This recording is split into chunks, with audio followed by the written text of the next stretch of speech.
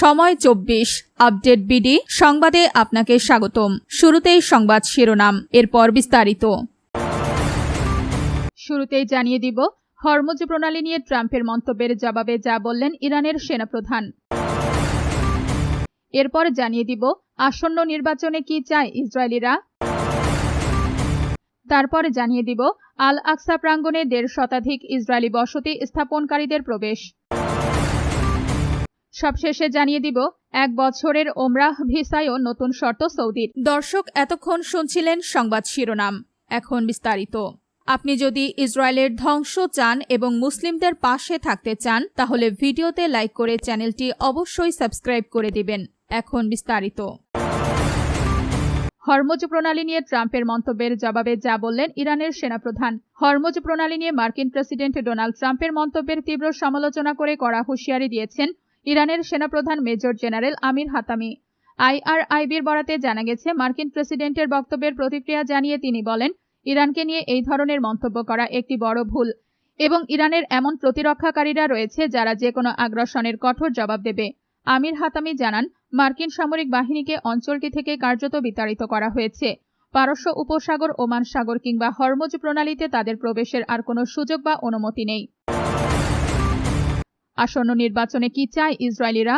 ইসরায়েলের আসন্ন সাধারণ নির্বাচনে চলমান যুদ্ধ ও আন্তর্জাতিক ভূ রাজনীতির চেয়ে দেশটির অভ্যন্তরীণ সংকটগুলোই ভোটারদের কাছে মূল বিবেচ্য বিষয় হয়ে উঠেছে। অতীতে নির্বাচনী প্রচারণায় ফিলিস্তিন প্রসঙ্গ কিংবা দ্বি-রাষ্ট্র সমাধানের প্রস্তাব বড় ভূমিকা রাখলেও বর্তমানে দেশটির মূলধারার রাজনীতিতে এই বিষয়গুলো অনেকটাই গুরুত্বহীন। বিশ্লেষকদের মতে ভোটারদের প্রধান মনোযোগ এখন ইসরায়েলের গণতান্ত্রিক শাসন ব্যবস্থার ভবিষ্যৎ, বিচার বিভাগের স্বাধীনতা এবং প্রধানমন্ত্রী বেনিয়ামিন নেতানিয়াহুর নেতৃত্বের ওপর। সরকারের বিতর্কিত বিচার বিভাগীয় সংস্কার উদ্যোগ এবং নিরাপত্তা ব্যবস্থার পদগুলোতে দলীয় লোক নিয়োগ নিয়ে বিরোধীদের মধ্যে তীব্র ক্ষোভ রয়েছে। আল আকসা প্রাঙ্গণে 1.5 শতাধিক ইসরায়েলি বসতি স্থাপনকারীদের প্রবেশ। অধিকৃত পূর্ব জেরুজালেমের ঐতিহাসিক আল আকসা মসজিদ চত্বরে ইসরায়েলি পুলিশের পাহারায় 1.5 শতাধিক ইসরায়েলি বসতি স্থাপনকারী প্রবেশ করে ধর্মীয় আচার ও প্রার্থনা সম্পন্ন করেছে। 1967 সাল থেকে চলে আসা আন্তর্জাতিক ও ঐতিহাসিক চুক্তি অনুযায়ী অমুসলিমদের জন্য এই পবিত্র স্থানটিতে শুধু প্রবেশের অনুমতি থাকলেও যে কোনো ধরনের ধর্মীয় প্রার্থনা পরিচালনা করা সম্পূর্ণভাবে নিষিদ্ধ। 1 বছরের ওমরাহ ভিসায়ও নতুন শর্ত সৌদির। একাধিকবার প্রবেশের সুযোগ থাকা ওমরাহ ভিসাধারীদের জন্য নতুন নির্দেশনা দিয়েছে সৌদি আরব। 1 বছরের জন্য বৈধ এই ভিসা থাকলেও প্রতিবার সৌদি আরবে গিয়ে ওমরাহ পালনের আগে অনুমোদিত সেবা প্যাকেজ বুকিং এবং ওমরাহর অনুমতি নেওয়া বাধ্যতামূলক বলে জানিয়েছে দেশটির হজ ও ওমরাহ মন্ত্রণালয়। রোববার 16 আগস্ট গালফ নিউজের এক প্রতিবেদনে নতুন এই নির্দেশনার কথা জানানো হয়েছে। মন্ত্রণালয় জানিয়েছে, এই ভিসাধারীদের নুসুক প্ল্যাটফর্মে অনুমোদিত ওমরাহ সেবা প্রদানকারীর কাছ থেকে প্রয়োজনীয় সেবা প্যাকেজ কিনতে হবে।